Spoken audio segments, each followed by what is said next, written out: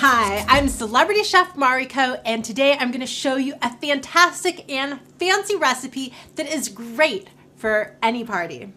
Today I'm going to show you how to make a pecan, cheese, and pear tart. This is so fast and easy, and it works great with so many different types of fruits, not just pears. Today I'm using a standard puff pastry that can be found in the freezer section of any grocery store. It usually comes 2 to a box, and it comes in that perfect rectangle shape so you can make 2 pear tarts. So to get started, I have my rectangle of puff pastry and I have my oven heated to 400 degrees. First, I'm going to want to put a little layer of my cheese at the bottom. Today I'm using a brie cheese because I really love the tangy brie and how it goes with the really sweet pears. But you could use some cream cheese, you could use some gorgonzola, you could just start to experiment and play around with different cheeses. I've actually tried some pear tart recipes from the South that use cheeses like pepper jack and even cheddar. So it was a little bit different tasting, but absolutely delicious. Okay, so I have my brie cheese down on my puff pastry, and now I'm gonna put a little sprinkle of brown sugar. You could just use a little bit because we're gonna go back with more sugar.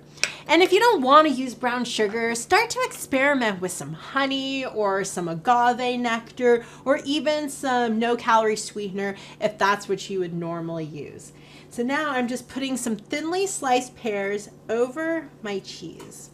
This makes a great appetizer because you've got your fruit, you've got your pastry, you've got your cheese, and it's all ready to go. If you want to turn this appetizer recipe into a dessert, just add a little bit more brown sugar like I'm doing right here. I'm just going to add a little extra because a little extra brown sugar hasn't really ever hurt anyone. Now I'm going to give a generous sprinkling of some fresh ground cinnamon and nutmeg. I really love doing cinnamon and nutmeg with pears, but start to experiment. Try a tiny little pinch of cloves or try a little bit of fresh ginger or powdered ginger. Just start to play around with whatever works best for you. Now I'm going to put a few whole pecan pieces. That one tried to get away.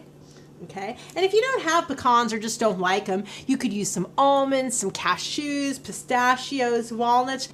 Just start experimenting with different fruit and nut combinations to find the one that works best for you.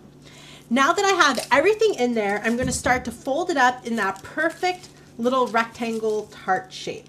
So I'm just going to flip over the sides and just kind of press it down. This is just going to make one pear and cheese tart, but if you wanted to do individual ones, just cut your puff pastry in little rectangles beforehand, and then you can stuff them and bake them. Okay, now I'm just going to brush a little melted butter over the sides. Okay. All right, now it is ready to bake in my 400 degree oven for about 15 to 20 minutes or until golden brown. After about 20 minutes, your pecan, cheese, and pear tart will be ready to serve.